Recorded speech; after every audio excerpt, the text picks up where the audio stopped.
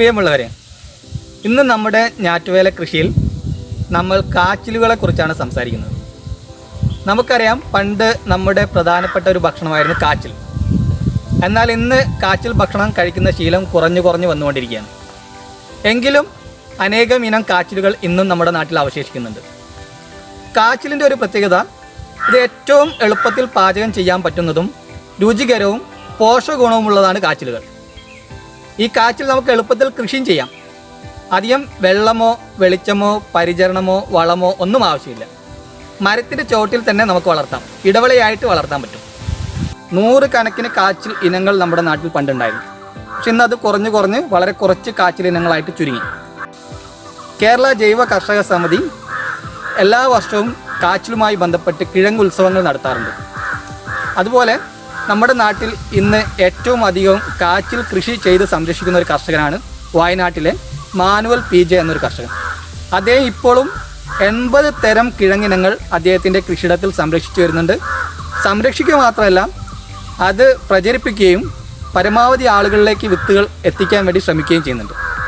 നമുക്കിവിടെ കുറച്ച് കാച്ചിൽ ഇനങ്ങളെക്കുറിച്ച് പരിചയപ്പെടാം.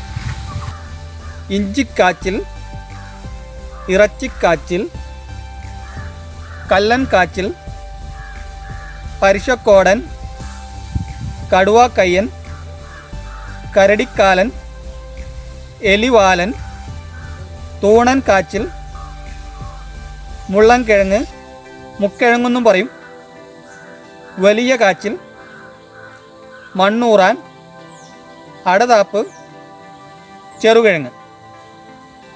നമ്മൾ കാച്ചിലിൻ്റെ വിത്ത് എടുക്കേണ്ടത് ധനുമാസത്തിലാണ്. അതായത് കാച്ചിലിൻ്റെ വള്ളികളിലുള്ള ഇലകളെല്ലാം ഉണങ്ങിയതിന് ശേഷം നമുക്ക് വിത്തെടുക്കാൻ ആരംഭിക്കാം. വിത്തെടുക്കുമ്പോൾ ഒരു പ്രധാനപ്പെട്ട കാര്യം ശ്രദ്ധിക്കേണ്ടത്, വിത്തിന് പരിക്കോ പോറലോ ഏൽക്കാതെ നോക്കണം. വിത്ത് എടുത്തു കഴിഞ്ഞാൽ ഉടൻ തന്നെ ചാണകപ്പാലിൽ മുക്കിയെടുത്ത് തണലത്തിട്ട് ഉണക്കി വയ്ക്കണം. വെയിലും മഴയും കൊള്ളാത്തൊരു സ്ഥലത്ത് വിത്ത് സൂക്ഷിച്ച് വയ്ക്കാം. മീനമാസത്തിൽ നമുക്ക് വിത്ത് നടാനും വേണ്ടി ആരംഭിക്കാം. മീനമാസത്തിൽ നമ്മൾ വിത്ത് നട്ടിട്ടില്ല എങ്കിൽ കാച്ചിൽ താനേ മുളച്ചു വരും, വള്ളി നീട്ടാൻ തുടങ്ങും. കാച്ചിൽ നടുന്നത് എങ്ങനെയാണെന്ന് നമുക്ക് മാനുവൽ ചേട്ടൻ്റെ അടുത്ത് നിന്ന് തന്നെ പഠിക്കാം. ഇത് സുഗന്ധ കാച്ചിൽ അല്ലെങ്കിൽ ഗന്ധകശാല കാച്ചിൽ, ഭരണി കാച്ചിൽ എന്നൊക്കെ പറയും. നമ്മളെ കാലാവസ്ഥയിലെയും മണ്ണിലെയും വന്ന മാറ്റമാണ് ഈ കാച്ചിലിൻ്റെ ഈ ആകൃതി വ്യത്യാസം ഉണ്ടാകാനിടയായി. ഇത് ആണ് ശരിയായ സുഗന്ധ കാച്ചിലിൻ്റെ ആകൃതി. ഇത് നമ്മൾ നടാൻ വേണ്ടി മുറിക്കാൻ പോവുകയാണ്.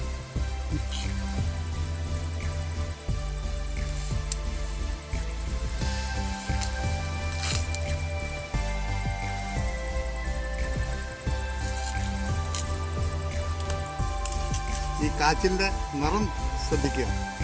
ഇത് ചാരവും ചാണകനോട് കൂടി കുഴച്ചു വെച്ചിരിക്കുന്ന ഒരു കുഴമ്പ് പോലുള്ള ഇതാണ്. അവിടെ വെച്ചിട്ട് ഇതിനെ ഒന്ന് ഇങ്ങനെ മുക്കി നടാനും വേണ്ടിയിട്ട് എടുത്ത് ഇവിടെ അല്പം വെള്ളം വലിയാൻ വേണ്ടി വെച്ചിരിക്കുകയാണ്.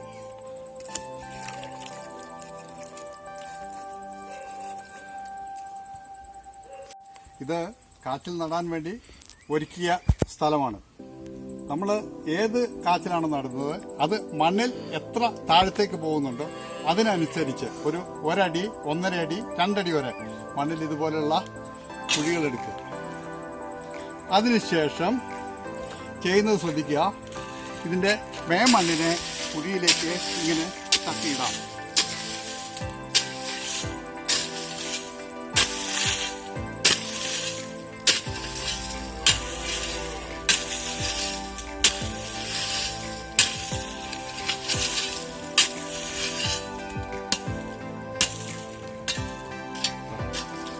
ഏകദേശം ഈ ഉയരത്തിൽ തട എടുത്തതിന് ശേഷം നടുഭാഗത്ത് നമുക്ക് കാച്ചിൽ വെക്കുന്നതിനും വളം ഇടുന്നതിനൊക്കെ വേണ്ടിയിട്ട് ഒരു ചെറിയ പിള്ളക്കുഴി എടുക്കും. ആ പിള്ളക്കുഴിയിലേക്ക് വിത്ത് വളരെ ശ്രദ്ധാപൂർവം വെച്ച ശേഷം അല്പം മണ്ണ് അടുപ്പിച്ചു കൊടുക്കും.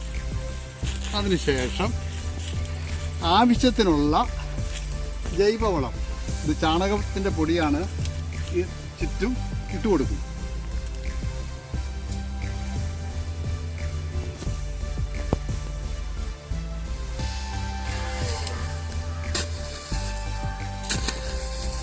കുറച്ച് മണ്ണിട്ട് അത് ഒന്നുകൂടി നിറച്ച് കൊടുക്കും. അതിനുശേഷം ഇതുപോലെ പൊതയിട്ട് കൊടുക്കും. ഇതാണ് കാച്ചിൽ നടുന്ന രീതി. ഇനി ഈ വിത്ത് മുറിക്കുന്ന സമയത്ത് നമുക്ക് ഇഷ്ടമുള്ള തൂക്കം എടുക്കാം. കാരണം എത്ര വലിപ്പമുള്ള കാച്ചിലുണ്ടാകുന്നോ അത്രയും വലിപ്പത്തിന് നമ്മൾ തൂക്കം കൂടുതലുള്ള കാച്ചിൽ കഷ്ണങ്ങൾ എടുക്കേണ്ടി വരും. ഒരു ശരാശരി 200 ഗ്രാം തൂക്കമുള്ള വിത്തിന് വേണ്ടി ഉള്ള കാച്ചിലെടുത്താൽ മതി. ഈ തടിയിൽ ഇതുപോലെ ചെയ്തതിന് ശേഷം വള്ളി നീണ്ടു വരുന്ന ഘട്ടമാകുമ്പോൾ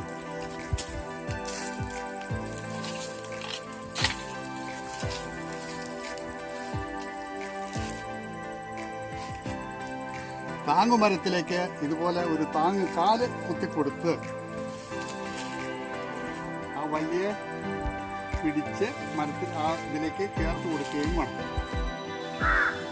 ഇഞ്ചിക്കാച്ചിൽ, ഇറച്ചിക്കാച്ചിൽ, കടുവാക്കയ്യൻ, കരടിക്കാലൻ, പരിശക്കോടൻ തുടങ്ങിയ കാച്ചിലിനങ്ങൾ അധികം ആഴത്തിൽ പോകുകയില്ല.